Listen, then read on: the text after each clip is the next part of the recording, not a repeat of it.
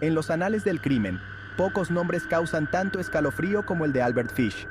Un monstruo con rostro humano, Fish aterrorizó a los Estados Unidos en la década de 1920, dejando un rastro de dolor, muerte y misterio. Su apodo, el Hombre Gris, insinuaba su naturaleza escurridiza, una sombra que se deslizaba por los rincones más oscuros de la sociedad.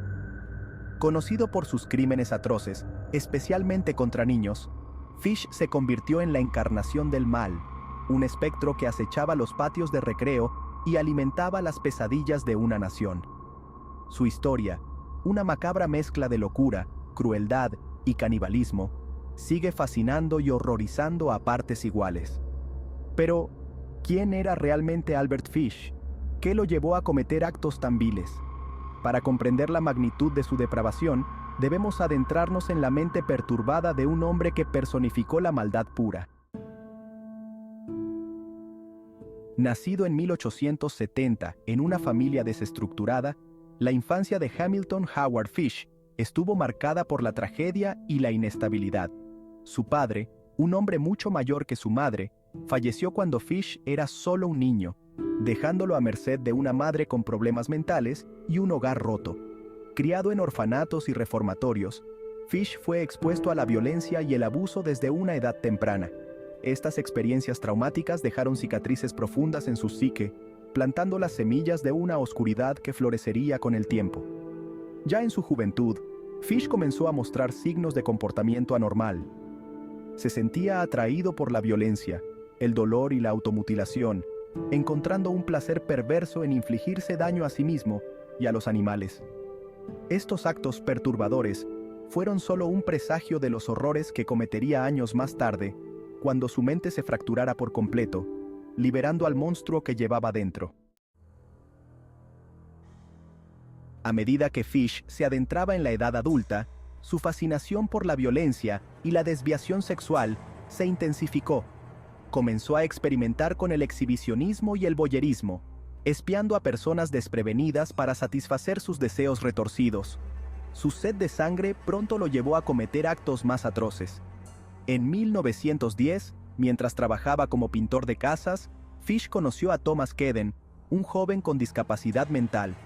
Atraído por la vulnerabilidad de Kedden, Fish lo llevó a un lugar apartado y lo torturó brutalmente durante 2 semanas. Aunque Fish fue arrestado por este crimen, escapó del castigo al ser declarado legalmente demente.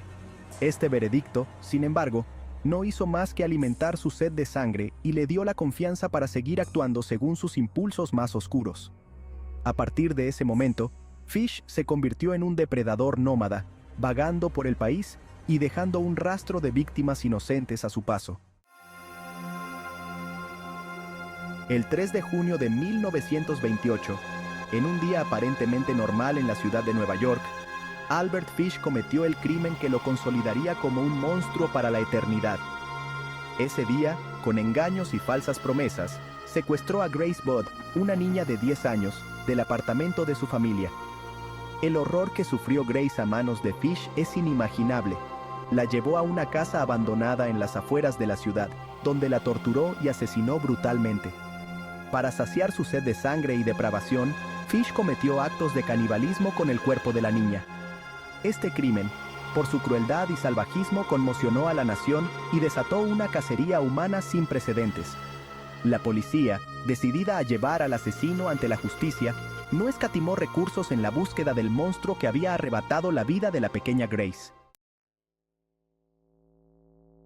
Mientras la policía buscaba desesperadamente al asesino de Grace Budd, un nuevo giro macabro conmocionó a la opinión pública. Meses después del crimen, la familia de Grace recibió una carta anónima que detallaba con horrorífica precisión el asesinato de la niña. La carta, escrita con una caligrafía irregular y llena de errores ortográficos, era una ventana a la mente de un psicópata.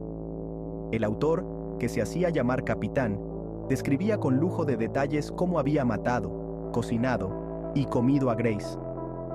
La carta, que luego se confirmó que había sido escrita por el propio Albert Fish, se convirtió en una pieza crucial de la investigación, ya que proporcionó a la policía pistas vitales sobre la identidad y el paradero del asesino. La carta de Fish, aunque escalofriante, también proporcionó a la policía la pista que necesitaban. En la misiva, Fish había utilizado un sobre con el logotipo de una empresa de mensajería. Los investigadores rastrearon el sobre hasta un albergue para hombres en la ciudad de Nueva York, donde Fish se había registrado bajo el nombre de Frank Howard. La policía, con una descripción detallada de Fish en mano, montó guardia en el albergue, esperando pacientemente a que el monstruo mostrara su rostro. Finalmente, el 13 de diciembre de 1934, después de 6 largos años de búsqueda, la paciencia de los investigadores dio sus frutos. Fish regresó al albergue, ajeno a la trampa que le esperaba. Al reconocerlo por la cicatriz en forma de media luna en su ingle, la policía lo arrestó sin resistencia. Tras su arresto, Albert Fish confesó rápidamente el asesinato de Grace Budd y otros 2 niños, Francis McDonnell, de 8 años, y Billy Gaffney, de 4. Sus confesiones, llenas de detalles escabrosos y perturbadores, revelaron la verdadera extensión de su depravación. Fish describió cómo había torturado y asesinado a sus víctimas, deleitándose con su sufrimiento. Afirmó haber abusado sexualmente de más de 400 niños a lo largo de su vida y confesó haber practicado la automutilación y el canibalismo. La policía encontró pruebas que respaldaban sus confesiones, incluyendo herramientas de tortura, fotografías pornográficas y cartas que había escrito a las familias de sus víctimas, describiendo sus crímenes con detalles escalofriantes. El juicio de Albert Fish comenzó en marzo de 1935, atrayendo una atención mediática sin precedentes. La fiscalía, decidida a asegurar la pena de muerte para el monstruo de la calle 125, presentó pruebas abrumadoras de la culpabilidad de Fish. Los testigos, entre ellos familiares de las víctimas y expertos en salud mental, describieron a Fish como un individuo sádico y depravado, incapaz de controlar sus impulsos más oscuros. A pesar de las pruebas irrefutables, Fish se declaró inocente por razón de locura, alegando que voces en su cabeza le ordenaban cometer los asesinatos. Sin embargo, la defensa de Fish no logró convencer al jurado.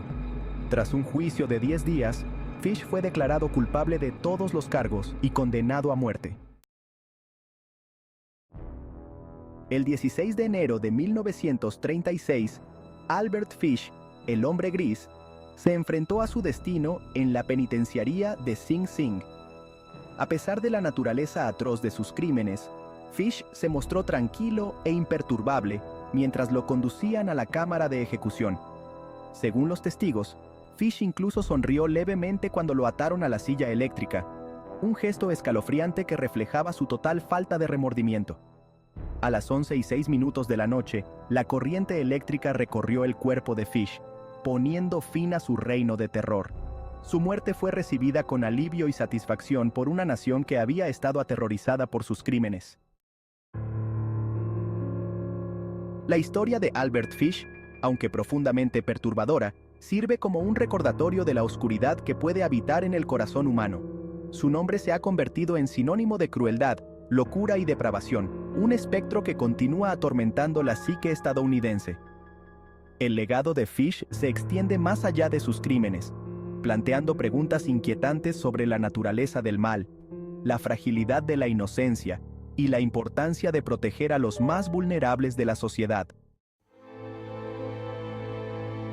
Al reflexionar sobre la vida y los crímenes de Albert Fish, nos vemos obligados a confrontar la parte más oscura de la naturaleza humana.